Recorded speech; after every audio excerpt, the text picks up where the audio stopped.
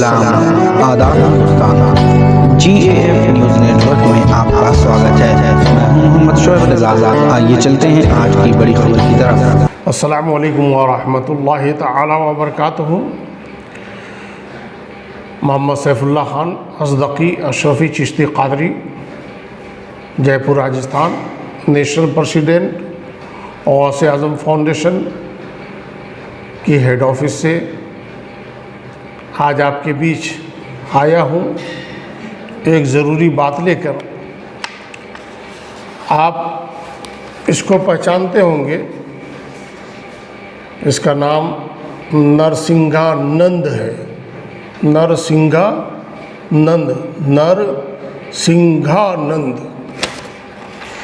अब नरसिंहानंद के नाम से पहले स्वामी लोग लगाते हैं और किसी अखाड़े का ये महामंडलेश्वर है। अखाड़े का नाम आपको पता होगा, जूना अखाड़ा। इसके ऊपर अभद्र भाषा, भड़काऊ और हेट स्पीच और धार्मिक भावनाओं को आहत करने के कारण देश के कई थानों में FIR दर्ज है और इसे लोग आतंकवादी तक कहते हैं। आतंकी विचारधारा का ये बंदा है जो भारत जैसे पुरअमन देश में रहता है, शांति वाले देश में रहता है, जहाँ पे हमेशा हर वक्त अमन, चैन, सुख शांति की दुआएं मांगी जाती है।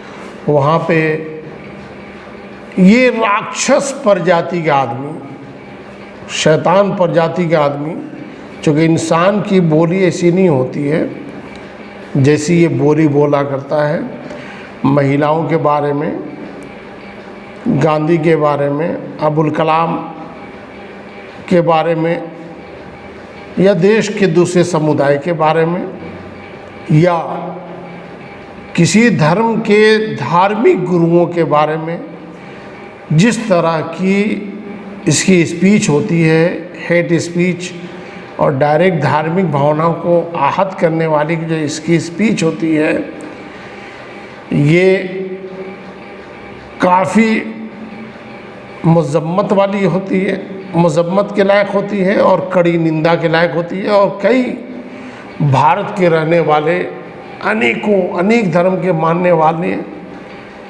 इसके खिलाफ थाने, पुलिस, कोर्ट कचहरी भी जाते हैं। लेकिन ऐसा लगता है कि एक बहुत ही सोचे समझे प्लानिंग के तहत इसको जो है, इस प्रोडक्ट को, इस शैतानी प्रोडक्ट को बार बार लॉन्च किया जाता है और इसके पीछे एक बड़ा हाथ किसी ना किसी का होता है।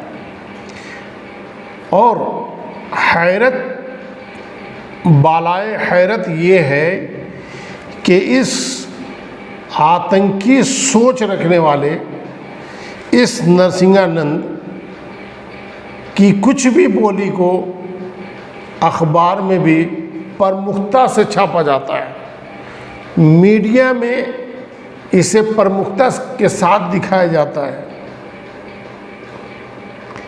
आप किस किस का मैं नाम लूँ? छोटे मोटे अखबारों को तो बहुत कम लोग जानते होंगे। दैनिक भास्कर, जागरण,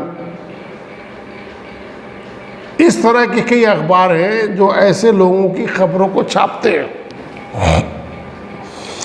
जबकि अखबार, मीडिया एक ऐसा प्लेटफॉर्म है जहाँ से बहुत कुछ सीखने को मिलता है। लेकिन अब वो दौर गया।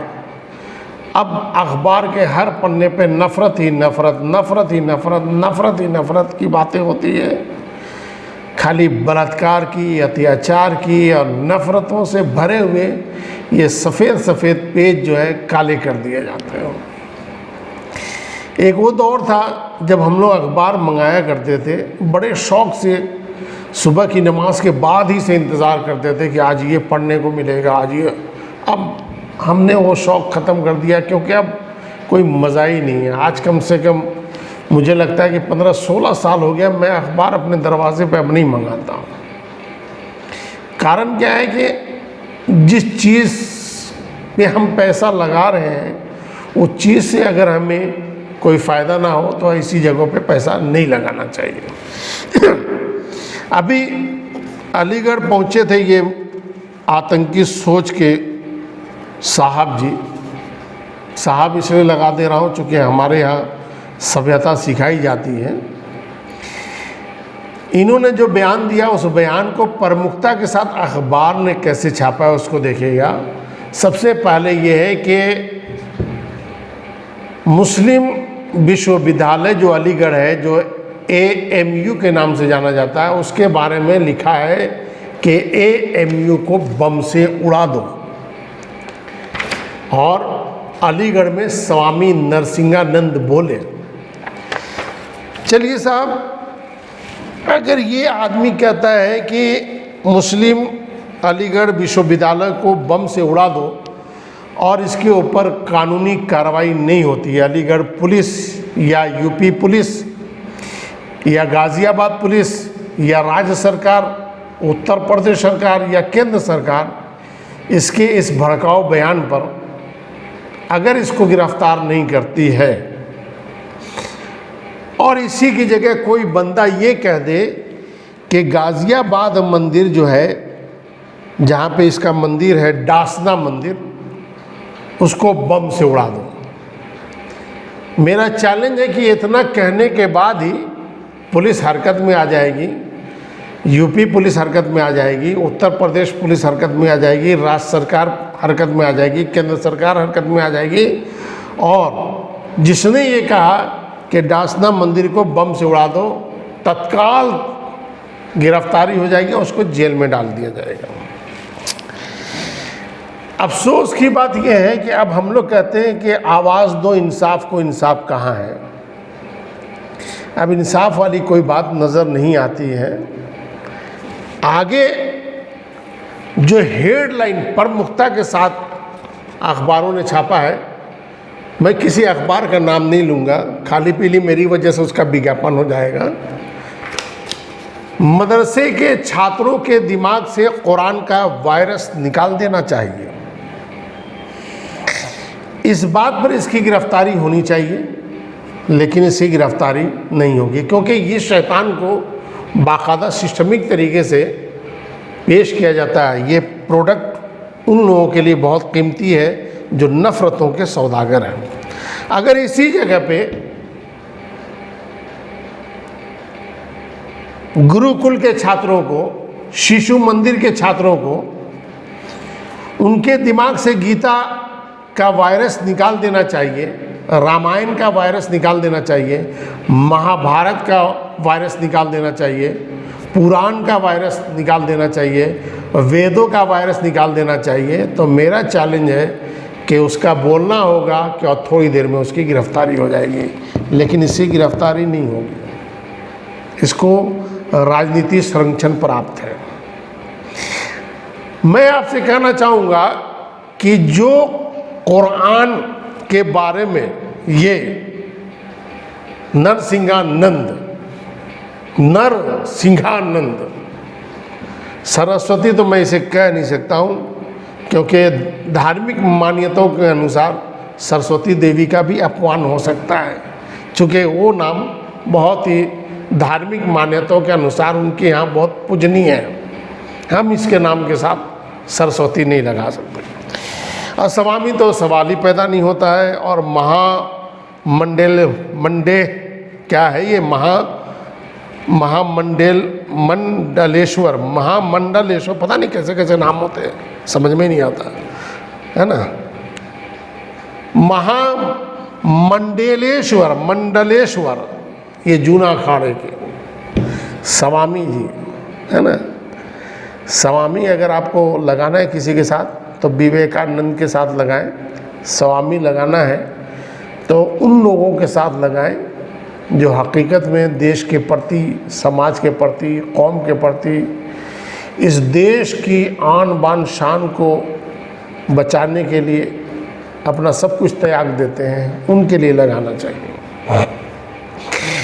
मैं कहता हूँ कि कुरान के बारे में जो इस तरह की ये हरकतें करता है, कुरान कंप्यूटर नहीं है कि कंप्यूटर में बार बार जो है हर आधा घंटा, 1 घंटा, 2 घंटा या 10 दिन या 5 दिन में जो वायरस घुस जाता है, जिसको फिर एंटीवायरस से उसको साफ़ करना पड़ता है या फॉर्मेट करना पड़ता है। ये कुरान वायरस नहीं है, बल्कि कुरान को आपकी भाषा में बता रहा हूँ कि एंटीवायरस है। जिन लोगों के दिमाग में वायरस है उसको ये दूर करने का एक आला किस्म का सॉफ्टवेयर है, जो पूरी दुनिया में आपको ऐसा सॉफ्टवेयर नहीं मिलेगा।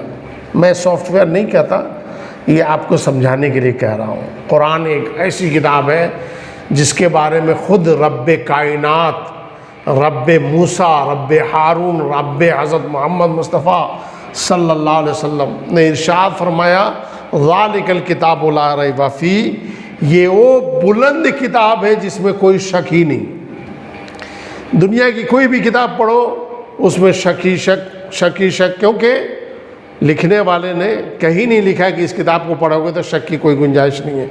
हमारे रब ने, रब्बे मूसा ने, मूसा के रब ने, हारून के रब ने, ईसा के रब ने, हज़रत मोहम्मद अरबी के रब ने, हमारे तुम्हारे सब के रब ने साफ लफ्ज़ों में फरमा दिया, ज़ालिकल किताबु ला रैब फ़ी, इस किताब में शक करने की तनिक भी गुंजाइश नहीं, ज़रा से भी गुंजाइश नहीं।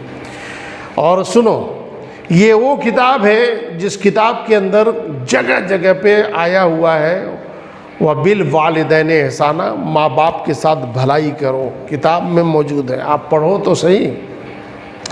माँ बाप के साथ भलाई करो, क्यों? इसलिए कि father is the main gate of heaven and paradise lies under feet of mother, माँ के चरणों के नीचे स्वर्ग है, पिता स्वर्ग का मुख्य द्वार है।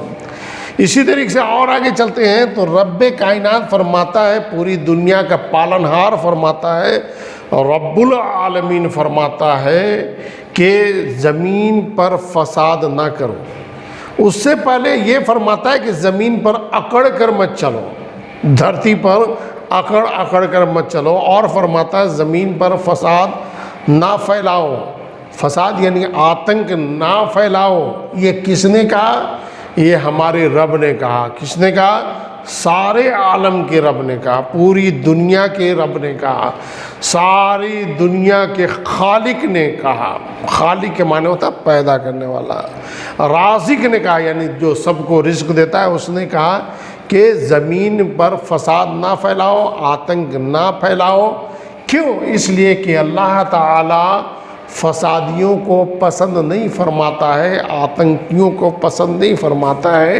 अब ज़रा एक बात बताओ, इस नरसिंहानंद से पूछो कि कुरान जब हमें ये फरमा रहा है कि ज़मीन पर, धरती पर आतंक ना फैलाओ, फसाद ना फैलाओ, क्योंकि रब तुम्हारा आतंक को पसंद नहीं फरमाता, फसाद को पसंद नहीं फरमाता, तो फिर इससे पूछो कि कुरान में वायरस कहाँ है?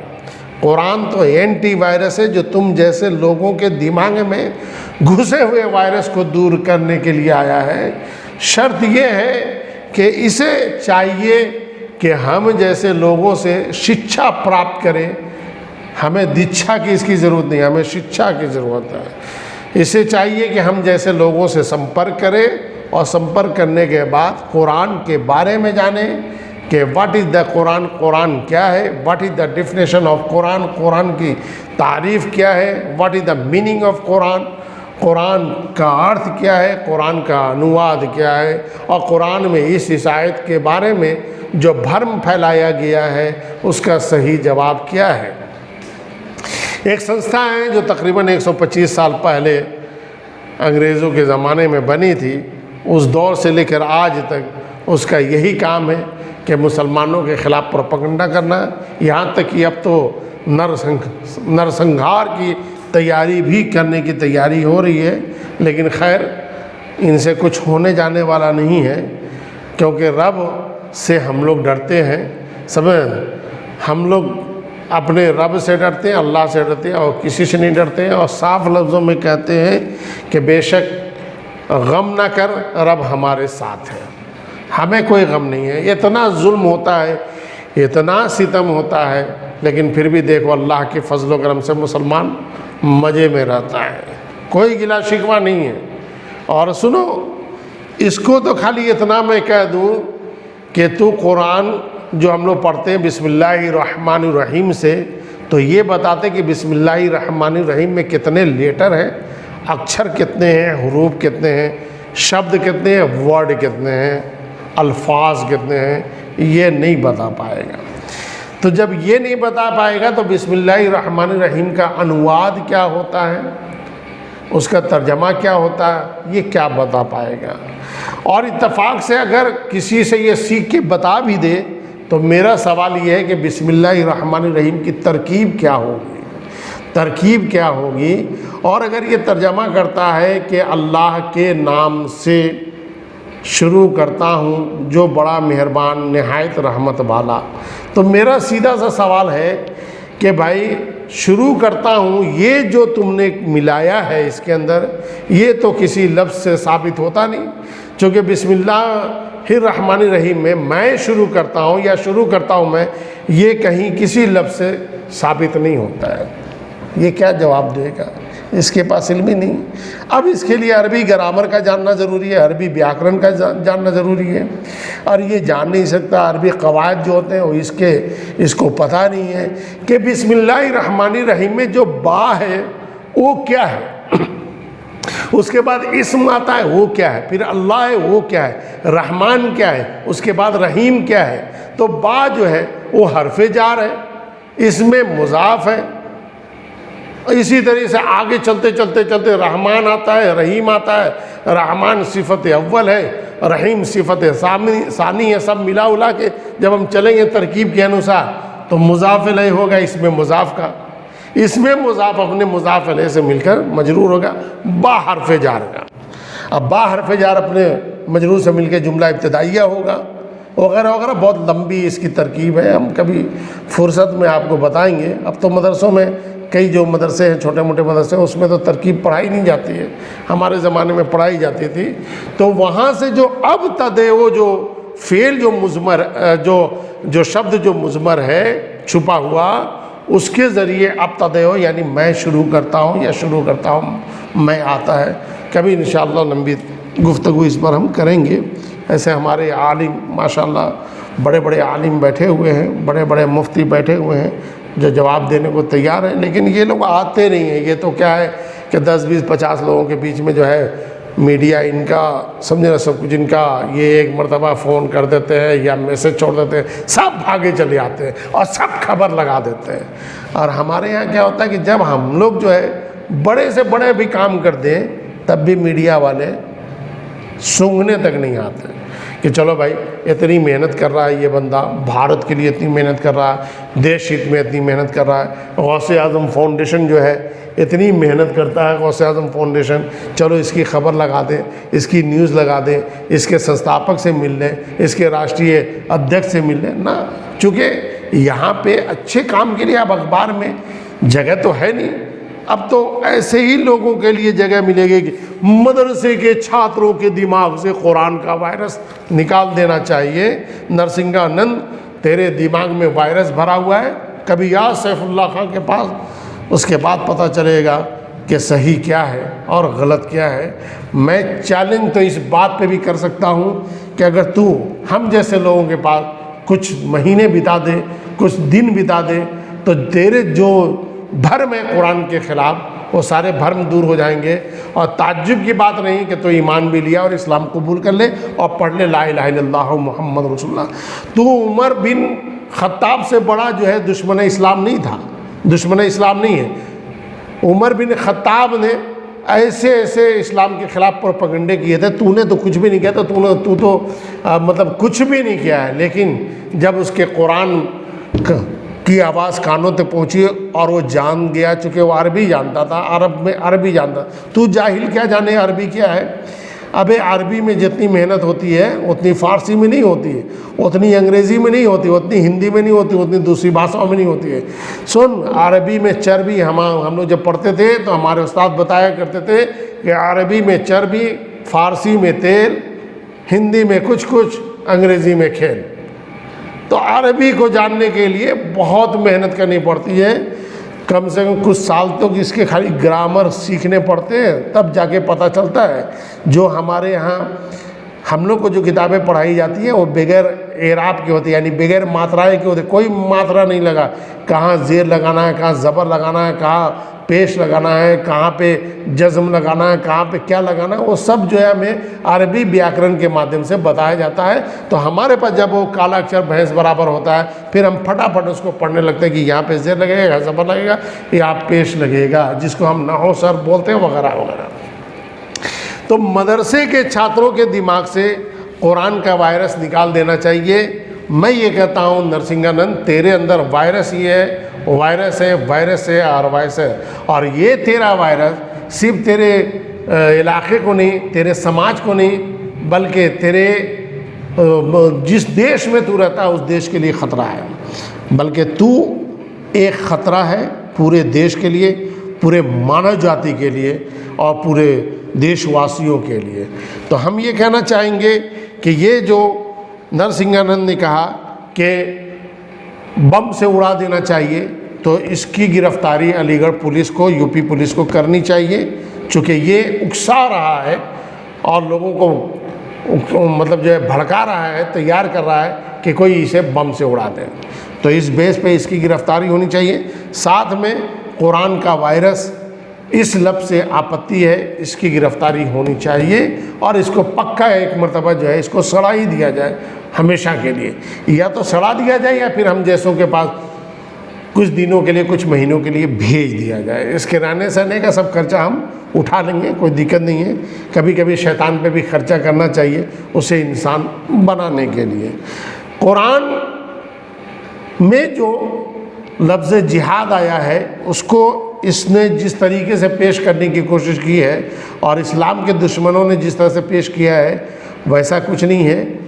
और ये जो इस्लाम के जिहादी जो है कि हिंदुओं के घर पर घात लगाए बैठे हैं, ये इसकी अपनी उपज है। कोई भी इस्लाम का मानने वाला किसी हिंदू को के ख़िलाफ़ नहीं है, बल्कि आपको पता होगा कि 80% इस देश में हिंदू रहते हैं, दूसरे जाति धर्म के रहते हैं, सिर्फ 20% रहते हैं। आवश्यकता 80% को ज़्यादा है। ध्यान रखिएगा मेरे इस वर्ड को, मेरे इस जुमले को। उस 80% की जो मदद होती है गौसे आज़म फाउंडेशन करता है कई जगह पर। अगर यकीन ना हो तो गौसे आज़म फाउंडेशन का जो न्यूज़ चैनल है यूट्यूब पे, GF न्यूज़ नेटवर्क, आप उसको सर्च करें और आप देखें तो आपको पता चलेगा कि 80% लोग फ़ायदा गौसे आज़म फाउंडेशन से उठाते हैं। तो अगर हम जिहादी होते तो फिर तुम्हारी और तुम्हारे धर्म के लोगों की मदद क्यों करते हैं? ये तुम्हारे यहाँ सिखाया जाता है हिंदू मुसलमान करना, तुम्हारे यहाँ। हमारे यहाँ तो यही सिखाया जाता है कि सब अल्लाह की मखलूक हैं, सबकी सेवा करनी चाहिए, सबकी मदद करनी चाहिए और सबका ख्याल रखना चाहिए। हमारी किताब में क्या सिखाया गया है? हमारी किताब में सिखाया गया प्रेम, मोहब्बत, अमन व वफ़ा का हर एक से रिश्ता जोड़ो। तुम्हारे यहाँ क्या लिखा गया है वो हमें पता नहीं है, और हमें पता बहुत कुछ है लेकिन हम बोलते नहीं हैं। ठीक है, हमें तो ऐसी बातें पता है कि शायद तुमने सपने में भी वो बातें नहीं मालूम होंगी जो हमें पता है। लेकिन चूँकि हमें ये दर्स नहीं दिया जाता, हमें ये पैगाम दिया ही नहीं जाता है, हमें तो सिर्फ यही सिखाया जाता है कि इस्लाम जिस मज़हब को तुम मानते हो ये मज़हब बहुत ही आला मज़हब है। इस मज़हब को अल्लाह ने पसंद किया। इन्न दीन इंदल्लाहिल इस्लाम, बेशक अल्लाह के नज़दीक पसंदीदा दीन जो है अदियानों में से, यानी मज़ाहिब में से, वो मज़हब इस्लाम है।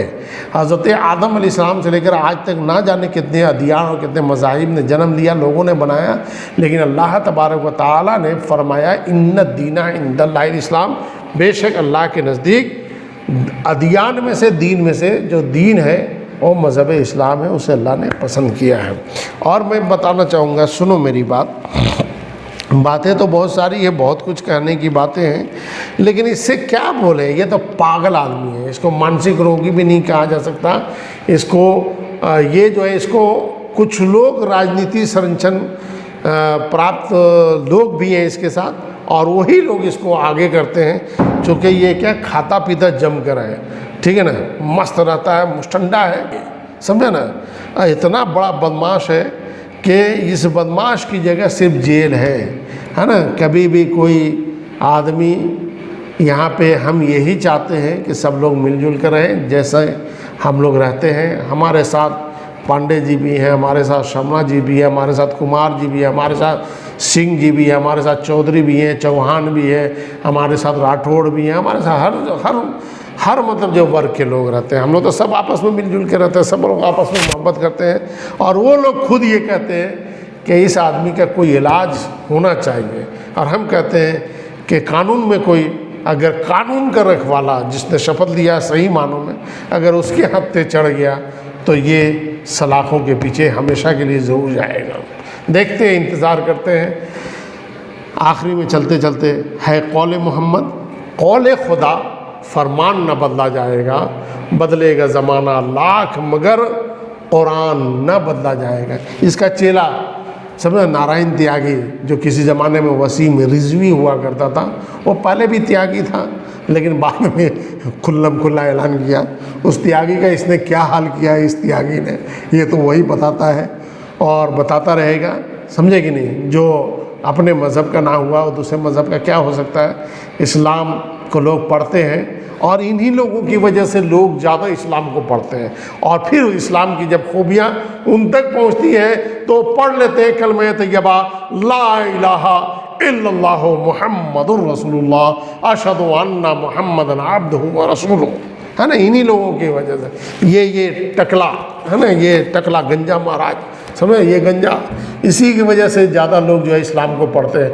क्योंकि ये ऐसे लोग जितना दुष्प्रचार इस्लाम के ख़िलाफ़ करते हैं, अच्छे पढ़े लिखे लोग, समझदार लोग, उतना ही ज़्यादा गहराई में जाते हैं। यार जाने तो सही, ये सवामी है यार, ये जो है सरस्वती है, त्यागी है, फलाना है, इसने कहा चलो तो सही, देखें तो सही। अब जैसे ही अंदर जाते हैं, अंदर जाते जाते उमर बिन खत्ताब की तरह ये भी मान ले आते हैं। और फिर लिखा होता है कि साहब ये इस्लाम कबूल किया, इन्होंने इस्लाम कबूल किया। ईसा, अरे यार रेगिस्तान, अरब क्या था, रेगिस्तान, रेगिस्तान की पहाड़ी पे चढ़ के पैगंबर ने फरमाया ला इलाहा इल्लल्लाहु मुहम्मद रसूलुल्लाह, नहीं है कोई माबूद सिवाय अल्लाह के और मोहम्मद अल्लाह का रसूल है। बेशक मैं तुम सब की तरफ रसूल बनकर आया हूँ। वहीं से आवाज़ उठी थी और उस आवाज़ ना सोशल मीडिया का दौर था, ना प्रिंट मीडिया का दौर था, ना इलेक्ट्रॉनिक मीडिया का, कुछ नहीं था यार। लेकिन वो आवाज़ हज़रत मोहम्मद अरबी सल्लल्लाहु अलैहि वसल्लम की जब वहाँ से गूंजी तो अल्हम्दुलिल्लाह अफ्रीका के जंगलों से होते हुए पूरी दुनिया में फैल गई। आज तो जगह जगह इस्लाम के मानने वाले लोग अल्हम्दुलिल्लाह। और इंतज़ार करो, एक वक्त आएगा कि हर गली हर कूचे में कलमा पढ़ने वाले लोग नज़र आएंगे और कहेंगे हक़ है अल्लाह, सच है वल्लाह, हक़ है अल्लाह, सच है वल्लाह, हक़ है अल्लाह, सच है वल्लाह। इसी के साथ मैं अपनी बात को ख़त्म करता हूँ और उम्मीद करता हूँ कि इसकी गिरफ़्तारी ज़रूर होगी। अस्सलामु अलैकुम व रहमतुल्लाह।